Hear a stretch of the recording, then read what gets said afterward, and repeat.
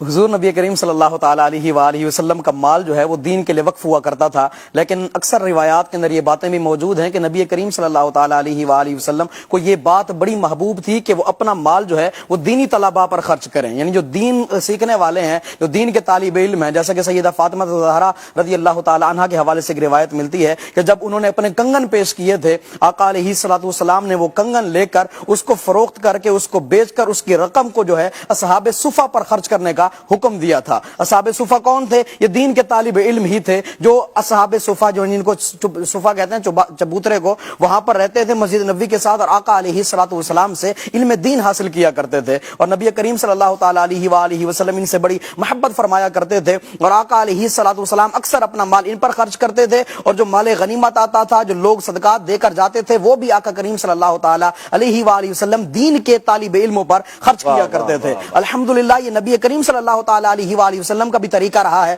اور آقا علیہ الصلوۃ والسلام کے بعد آنے والے کئی لوگوں نے بندے بنائے ہیں، یعنی ایسا نہیں کہ جن کو اللہ تبارک و تعالیٰ نے مال بھی دیا، علم دین بھی دیا، پھر انہوں نے آگے بندے بنائے۔ کروڑوں حنفیوں کے پیشوا، مقتدا، سردار، سرتاج، امام الائمہ، کاشف الغمہ، سراج السنہ، امام اعظم ابو حنیفہ رضی اللہ تعالیٰ عنہ، جن کو اللہ نے بڑی شانوں سے نوازا تھا۔ آپ کی بارگاہ میں ایک بچہ آیا تھا جس کا نام یعقوب تھا، وہ کمال کا بلا کا ذہین تھا، لیکن چونکہ وہ غریب تھا، اس کے والد اس کو چھوڑ کر تو چلے گئے، اس کے گھر والے، لیکن کچھ دنوں کے بعد دوبارہ اس کو لے گئے، کہا کہ بیٹا ہم غریب ہیں، ہم تیرا خرچہ افورڈ نہیں کر سکتے، لیکن وہ بچہ ایک بار دوبارہ امام اعظم کے پاس آیا۔ وہ بچہ خود بیان کرتا ہے کہ جو میرے جذبات تھے نا، میں تڑپتا تھا، ترستا تھا کہ مجھے امام اعظم کی کلاس مل جائے اور میں وہاں پر بیٹھ کر کچھ دین کا درس حاصل کر سکوں، دین کا سبق حاصل کر سکوں۔ ایک بار کہتے ہیں میں خود امام اعظم کے پاس پہنچا، وہ بچہ بیان کرتا ہے جس کا نام یعقوب ہے، جب میں وہاں پر پہنچا امام اعظم نے مجھے بٹھا لیا، پوچھا کہ کہاں تھے اور کیوں نہیں آئے، تو میں نے بتایا کہ میرے گھر والے غریب ہیں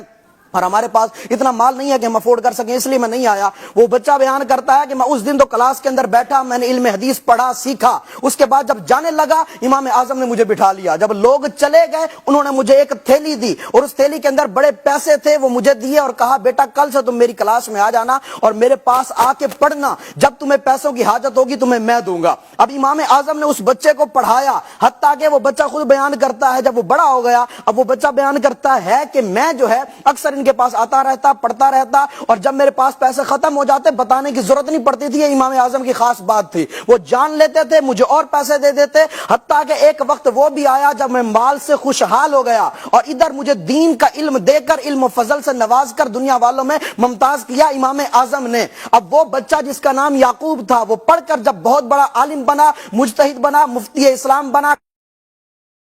وہ امام ابو یوسف کہتی ہے۔ اب دیکھیں امام اعظم نے بندہ تیار کیا، اب اس بندے کو ذرا غور کریں، مدنی چینل کے ناظرین سوچیں، اس بندے نے آگے بندے بنائے، امام اعظم نے اس کو پڑھایا تو امام ابو یوسف بنے، انہوں نے جس کو آگے پڑھایا وہ امام محمد بنے، انہوں نے جس کو آگے پڑھایا وہ امام شافعی بنے، انہوں نے جس کو آگے پڑھایا وہ امام احمد بن حنبل بنے، انہوں نے جس کو آگے پڑھایا وہ امام بخاری بنے، انہوں نے جس کو آگے پڑھایا وہ امام مسلم بنے، انہوں نے جس کو آگے پڑھایا وہ امام ترمذی بنے، اور یہ سلسلہ قیامت تک جاری رہے گا، اور اس کا ثواب امام اعظم کو بھی ملتا رہے گا۔ آج ہم غور کریں، اگر ہم خود عالم نہیں بن سکے، اگر ہم خود حافظ نہیں بن سکے، بلا شبہ عالم بننے کے بڑے فضائل ہیں، بلا شبہ حافظ بننے کے بھی بڑے فضائل ہیں، لیکن اگر یہ حسرت ہمارے دل کے اندر ہی رہ گئی ہے تو اللہ نے اگر ہمیں مال دیا ہے تو ہم اس کو یوں بھی پورا کر سکتے ہیں، اگر ہمارے دیے ہوئے مال میں سے کوئی ایک عالم بن گیا، کوئی ایک عالم دین بن گیا، وہ آگے عالم بنانے والا بن گیا، تو ایک قیامت تک ہمارے لیے بھی صدقہ جاریہ ہو جائے گا۔ تو اللہ نے جو ہمیں مال دیا ہے تو اس مال کو اچھی جگہ پر لگائیں۔ یہ پیسہ قارون کے پاس بھی تھا، یہ پیسہ حضرت عثمان کے پاس بھی تھا۔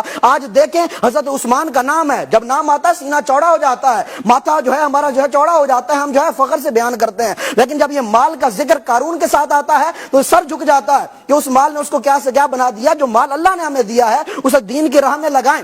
اگر ہمارے لگائے ہوئے مال سے کوئی عالم بن گیا، کیونکہ یاد رکھیے آقا علیہ الصلوۃ والسلام رب کے آخری نبی ہیں، اب کوئی نبی نہیں آئے گا، لا نبی بعدی، آقا کے بعد کوئی نبی نہیں۔ اب دنیا والوں تک جو دین پہنچانا ہے، قرآن پہنچانا ہے، ایمان پہنچانا ہے، شریعت کی باتیں پہنچانی ہے، مسائل پہنچانے ہیں، وہ علماء نے ہی پہنچانے ہیں۔ اور دعوت اسلامی کے شعبہ جات میں سے اہم ترین دو شعبے، ایک شعبہ جس میں قرآن پڑھایا جاتا ہے، ایک وہ شعبہ جس کے اندر عالم بنائے جاتے ہیں، یہ وہ دو اہم شعبے ہیں جو دنیا والوں تک دین پہنچانے والے ہیں۔ آپ خود دیکھ لیں پیدائش سے لے کر مرگ تک یہ کام کرنے والے کون ہیں؟ ہمارے پاس قرآن ہمیں پڑھانے والے کون؟ حافظ قرآن ہیں، وہ بھی الحمدللہ مدرسہ المدینہ سے پڑھائے جاتے ہیں۔ عالم دین ہمارا نکاح پڑھانے والے بھی علماء کرام ہیں، اور شروع سے لے کر آخر تک جنازہ ہو، نکاح کا معاملہ ہو، اس کے علاوہ کوئی بھی معاملہ ہو، آپ دیکھ لیں دین کے معاملے میں علماء کرام ہی ہماری رہنمائی کرتے ہیں۔ تو اگر اللہ تبارک و تعالیٰ نے ہمیں مال دیا ہے تو لازمی طور پر، اور لازمی نہیں کہ آپ بہت زیادہ پیسہ دیں، اپنی وسعت کے مطابق کچھ نہ کچھ حصہ لازمی ملائیں۔ انشاءاللہ اگر ہمارا یہ مال کسی کام لگ گیا اس کام میں تو انشاءاللہ قیامت تک ہمارے لیے صدقہ جاریہ ہو جائے گا۔ اللہ کریم ہم سب کو اللہ کی راہ میں مال خرچ کرنے کی توفیق عطا فرمائے۔ ماشاءاللہ ماشاءاللہ، ایسی ترغیب کے بعد تو ایک ایک یونٹ اور دے ہی دینا چاہیے، جنہوں نے دے دیا پھر بھی دے دینا چاہیے۔ کیا بات ہے